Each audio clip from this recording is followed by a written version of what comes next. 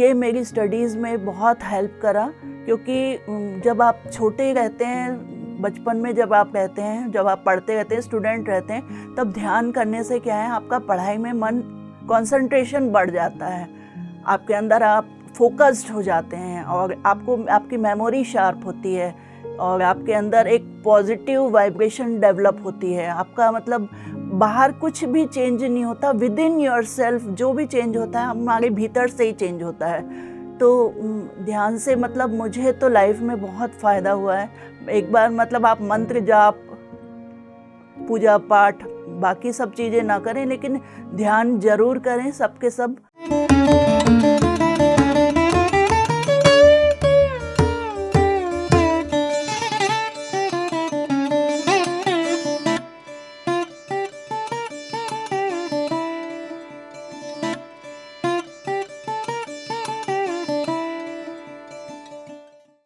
नमस्कार, मैं संतोष तिवारी दिल्ली से बोल रही हूँ।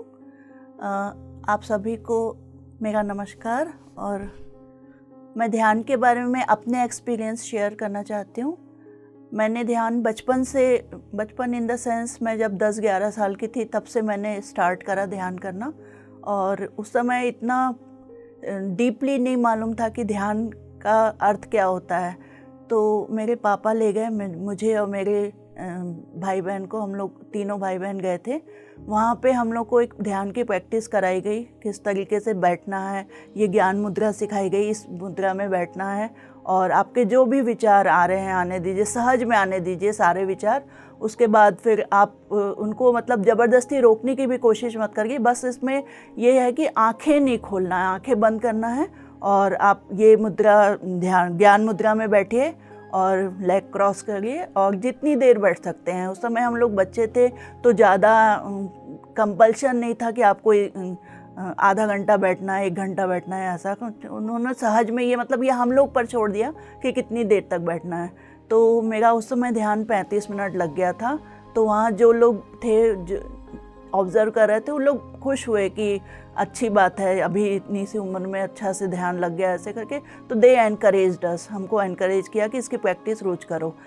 और ये मेरी स्टडीज़ में बहुत हेल्प करा, क्योंकि जब आप छोटे रहते हैं, बचपन में जब आप रहते हैं, जब आप पढ़ते रहते हैं, स्टूडेंट रहते हैं, तब ध्यान करने से क्या है, आपका पढ़ाई में मन कंसंट्रेशन बढ़ जाता है, आपके अंदर आप फोकस्ड हो जाते हैं और आपकी मेमोरी शार्प होती है और आपके अंदर एक पॉजिटिव वाइब्रेशन डेवलप होती है। आपका मतलब बाहर कुछ भी चेंज नहीं होता, विद इन योर सेल्फ जो भी चेंज होता है हमारे भीतर से ही चेंज होता है। तो ध्यान से मतलब मुझे तो लाइफ में बहुत फ़ायदा हुआ है। एक बार मतलब आप मंत्र जाप, पूजा पाठ, बाकी सब चीज़ें ना करें, लेकिन ध्यान ज़रूर करें, सबके सब। और मैं यही बोलना चाहूँगी कि इसकी प्रैक्टिस रोज़ करें। मतलब आप ध्यान को इस मुद्रा में बनाएं, हाथ को, लेग को क्रॉस करें, आंखें बंद करें और शांति से बिल्कुल बैठ जाएं, बिल्कुल। और शुरुआत में जैसे भी विचार आ रहे हैं मन में, आने दीजिए उनको, ज़बरदस्ती रोकिए नहीं। धीरे धीरे आप देखेंगे आपके थॉट्स का, आपका भीतर का प्यूरिफिकेशन बढ़ता जाएगा, आपके थॉट्स जो हैं प्यूरिफाइड होते जाएंगे और आप एक अच्छे लेवल पे पहुंचते जाएंगे। धीरे धीरे आपके अंदर अच्छी क्वालिटीज़ डेवलप होंगी, जैसे टॉलरेंस आएगा, सहनशीलता आएगी, पेशेंस बढ़ेगा आपका, आप फोकस्ड रहेंगे अपने प्लान में। आप जो अनएक्सपेक्टेड सिचुएशन हमारी लाइफ में आ जाती हैं, जब हमको समझ में नहीं आता यहाँ कैसे रिएक्ट करना, आप उस समय बिल्कुल सही रिएक्ट कर पाएंगे।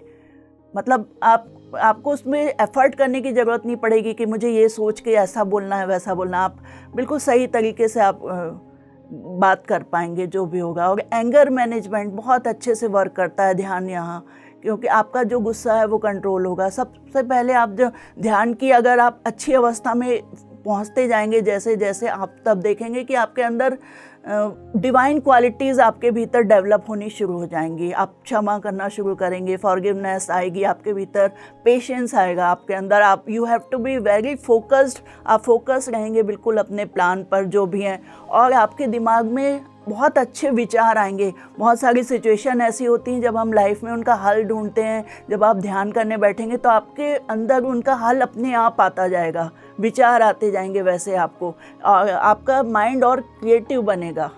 तो मेरे हिसाब से मैं यही बोलना चाहूँगी कि ध्यान सबको करना चाहिए।